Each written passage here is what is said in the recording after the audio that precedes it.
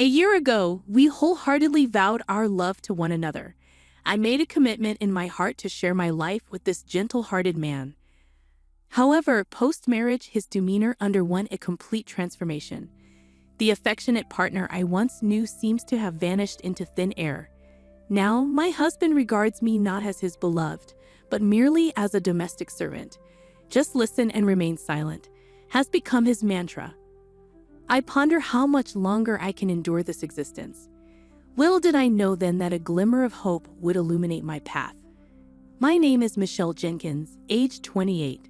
By day, I serve as a secretary in my father's company, while shouldering the responsibilities of a homemaker. My father, having inherited the business from my grandfather 2 years prior, has always kept me at arm's length from suitors who are often attracted by wealth. I had grown weary of pretentious suitors and had stopped divulging my family background. Then I crossed paths with David. He was different, devoid of vices like gambling or smoking, and moderate in his drinking habits. He professed his love for me openly, filling me with hopes of a blissful future together. Despite my reservations, I chose to keep my lineage a secret, succumbing to my father's protective instincts. He feared I would be ensnared by yet another fortune seeker. Reluctantly, I agreed to reveal the truth after a year, as per my father's counsel. Thus, David and I exchanged vows under the shadow of my concealed identity. Yet, a year into our marriage, I still conceal the truth from him. For David is no longer the tender soul I fell in love with. His demeanor turned frigid and distant, his once endearing traits replaced by unrelenting criticism. Every aspect of my existence seemed subject to his disparagement, be it the meals I prepared or the household chores I diligently attended to. His demands grew increasingly unreasonable, his temper more volatile. The affectionate gazes were replaced by menacing glares. My attempts to reason were met with outbursts of rage. The joy I had envisioned in our union has been replaced by a suffocating atmosphere of tyranny. As I reflect upon our tumultuous journey, I am left questioning how much longer I can endure this oppressive existence. I found myself detained at work, and it was well past 7 p.m. by the time I finally arrived home. Upon announcing my arrival, I was met with a barrage of accusations. "You're late? What time do you call this?" he bellowed. I attempted to explain, "I'm sorry, work just became overwhelming. I'll start dinner right away." But my words were met with scorn. "A mere secretary like you doesn't have enough work to justify staying late," he retorted dismissively. Despite my protests that I was handling additional accounting tasks, his tirade continued. "Don't talk back to me. It's unthinkable for a woman to return home later than her husband. Next time, if you're later than me, you're quitting your job." Cowed by David's threats, I remained silent, suppressing any impulse to stand up for myself. Looking back, I questioned whether I should have mustered the courage to leave him sooner. But the weight of parental expectations loomed large in my mind. I had married in secrecy, unwilling to disappoint my parents, and so I bore the burden of my marital woes alone. Then one day during a break at work, my father summoned me to the reception room. Accustomed to assisting him as his secretary, I entered to find him waiting, wearing a contented smile. "What's up?" I inquired, puzzled by his expression. "It's been a year since you married David, hasn't it? I believe it's time to honor our agreement and reveal the truth to him," my father remarked gently. Struggling to mask my inner turmoil, I admitted, "Yes, we did make that promise. But things are a bit complicated right now." Concern etched across my father's face. He reached out to reassure me. "Did you and David have a disagreement? Newlyweds often face challenges, but your mother and I weathered our fair share of storms too. And look at us now, still happily together." "I'm sure you'll be okay, Michelle," my father reassured me, his voice tinged with concern. "It's not exactly a fight. Don't worry, everything will be all right. I mean, every couple has their share of arguments, right?" "Well, I suppose you're right," I conceded, trying to downplay the situation. "Anything else bothering you?" he inquired gently. "No, nothing really. I'm okay. But I guess I want to wait for things to settle down a bit before I talk to him," I replied hesitantly. "Don't let it get you down too much." A little marital spat is pretty common, my father offered, evidently believing our discord to be minor. Unwilling to burden my parents with the truth about my strained relationship with David, I had kept them in the dark until now. Consequently, my father seemed to think everything was going well between us. "Well, you better make up with David soon," he advised before leaving the room, leaving me alone with my swirling emotions. I wrestled with the dilemma of how to navigate my increasingly troubled marriage without alarming my parents. Yet, I knew I couldn't keep the facade up forever. That evening, I resolved to confront David. As he returned home and I finished preparing dinner, I broached the delicate subject. "David, there's something I want to talk about." I began tentatively. "Huh? I'm tired, you know," he grumbled, clearly disinterested. "It's important. Look, we're married, right? I want our relationship to be equal and for us to enjoy our lives together every day," I persisted. "Equal? What are you talking about?" "There's no way you and I are equal," he retorted dismissively, seizing my hair and pulling it harshly. "Ouch!" I cried out, tears welling up in my eyes as he continued to grip my hair tightly. His words pierced through me like daggers as he continued, "Listen well. I'm the one who did you the favor of marrying you. Be grateful that I deemed to marry a plain and useless woman like you." "But didn't you say you loved me?" I choked out, my voice trembling with hurt. "Don't make me laugh," he sneered, his contempt palpable. "I just pretended to like you because you seemed obedient and would be a handy housekeeper." He spat out coldly, his words laced with disdain. "That's not true. You just need to be quiet and listen to me, housekeeper," he declared, his grip tightening on my hair as he dragged me closer to his face. From that moment on, any hope of equality between us evaporated. I resigned myself to the grim reality, unwilling to burden my parents and unable to pursue a divorce. As days passed, my appetite waned, and I found solace only in the company of my roommate. Then, one morning, amidst the dreary routine, I awoke feeling utterly drained. My head throbbed, and a chill permeated my body. Taking my temperature, I discovered it had soared to a staggering 104 degrees Fahrenheit. Summoning what little strength remained, I called out to my husband, "David, I'm sorry, but I don't think I can make breakfast today." "What? Why not?" he snapped, his irritation palpable. "I got a fever of 104. I'm in so much pain. Can I just stay in bed for the day?" I pleaded. At this, he emitted a long-suffering sigh before unleashing his wrath, slacking off chores because of a stupid fever. "Get to work, you good-for-nothing." "But please forgive me, I'm really sick," I implored, my voice trembling with weakness. "Shut up, stop making excuses. You're just a housemaid. Don't you dare defy your master," he bellowed, his words stinging with contempt. "Please, just for today, I'm begging you," I pleaded once more, but he merely clicked his tongue in disdain, slammed the door shut, and stormed out of the room.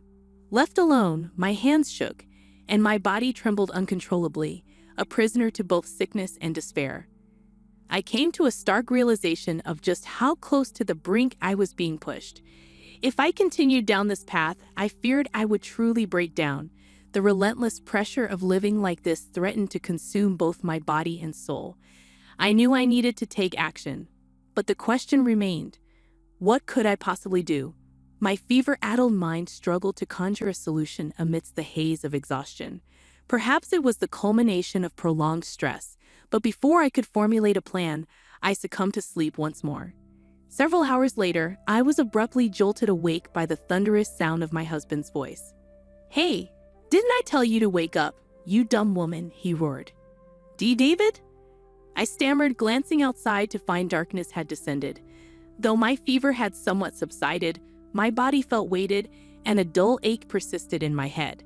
Despite my condition, he unleashed his fury. "I called you multiple times. What are you doing sleeping?" "Called? I must have missed it," I faltered, struggling to comprehend. "I sent you a text saying I'm bringing my boss home. Prepare drinks and snacks, didn't I?" he demanded, his tone seething with impatience. "Wait, you knew I was sick today, right? And yet you brought your boss home?" I questioned, incredulity lacing my words. I invited him to continue drinking at home. My promotion depends on this. Get up and get things ready now, he commanded, seizing my arm and dragging me towards the kitchen. No, I can't.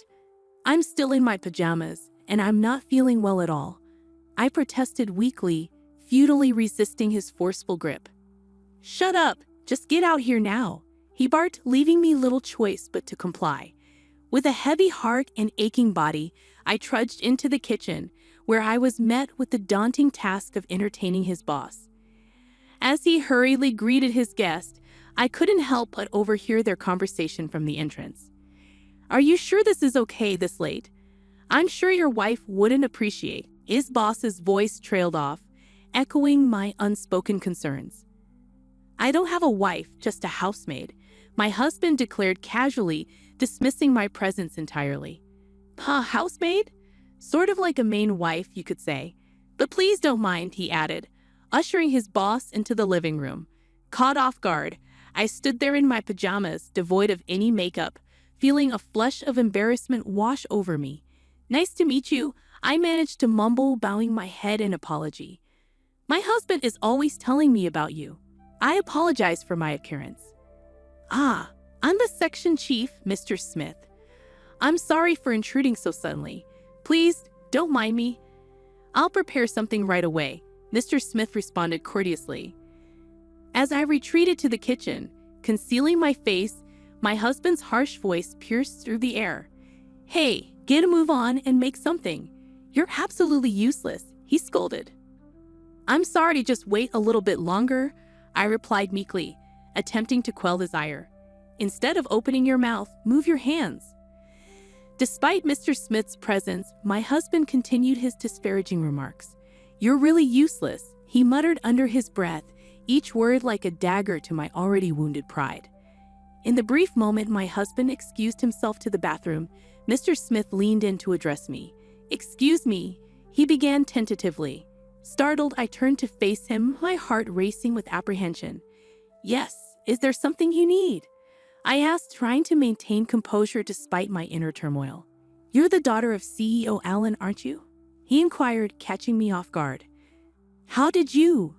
I trailed off, my mind racing to comprehend his revelation. I had previously visited your father's company regarding a business deal. You served me tea then, didn't you? Mr. Smith continued, his words sending a jolt of recognition through me. Wait, you were from that time? I murmured, realization dawning upon me. I usually attended all interactions with our business partners. Each time, he confirmed, his expressions somber yet inquisitive. As I served tea, I was introduced as Mr. Allen's daughter, and Mr. Smith's recognition struck me. David's workplace had recently become a client of my father's company, yet I hadn't disclosed to my father that David worked for Smith.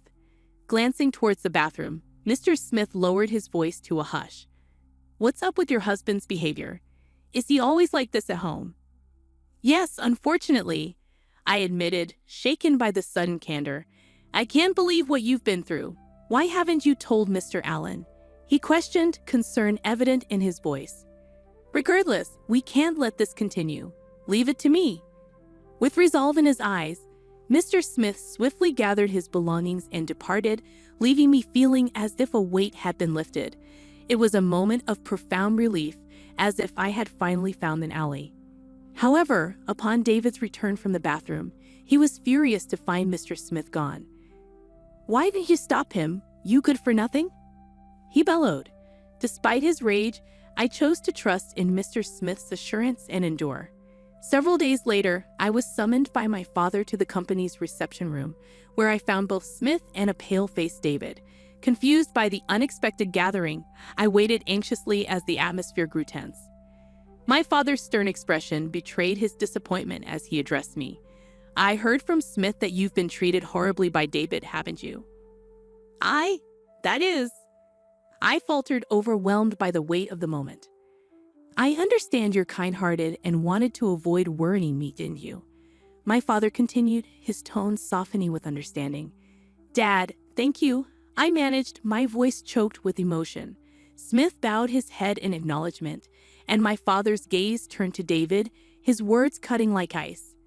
David, I can't believe you turned out to be such a scumbag. I shouldn't have let you marry my daughter. Wait, please, David pleaded, visibly shaken. I had no idea you were the president of our business partner. I didn't know Michelle was the CEO's daughter, David stammered, his voice betraying a mix of shock and regret. Shut up! So if you knew, you would have treated Michelle better? You're truly a lowlife, Smith retorted, his tone laced with disdain. No, there's no reason for this. I'm going to report you to your company's CEO. I'm acquainted with him, and we have a long-standing relationship, Smith threatened, his words carrying weight. No way, David exclaimed, his eyes welling up with tears as he crumpled to his knees. Desperation etched across his face. He turned to me, his plea unspoken yet palpable. Michelle, say something to your father for me, he implored. You want me to say something? Huh? I erupted, the frustration I had long suppressed finally boiling over. Do you have any idea how much I've suffered because of your overbearing, chauvinistic attitude? I've been holding it in all this time. I tried to improve our relationship, but it's you who ruined everything, right? Treating me like a housemaid and constantly berating me. Do you know how humiliating that was? Wait, Michelle, please forgive me, David begged, his voice thick with emotion. Shut up. Don't you dare casually call me by my name. No matter how much you apologize, I will never forgive you. I don't care if you fall into hardship. You get what you deserve. If you understand, never show up in front of me again. Stay out of my life forever. I declared, my resolve unwavering. At the end of my outburst, David broke down in uncontrollable sobs. Smith, with a firm grip on David's arm, bowed and left the reception room. Subsequently, David and I got divorced. When my father informed David's company president about the incident, he lost his job as well. It appeared that David had displayed a poor attitude at work and was consequently fired. Given these circumstances, he didn't receive any severance pay. Following the divorce, David apparently moved back to his parents' house. However, his in-laws were already aware of the incident. I heard his father gave him a stern scolding and kicked him out of the house. Now he seems to be working tirelessly at a factory where he can live in. He probably doesn't have much of a cushion since he has to make alimony payments to me. On the other hand, after the divorce, I moved back to my parents' house. Now, I've completely recovered and am focusing on my job. Since then, I've been meeting Smith regularly, and we have a good relationship. I'm not considering remarrying yet, but if I do someday, I want someone like him. When that time comes, I hope to build a happy family.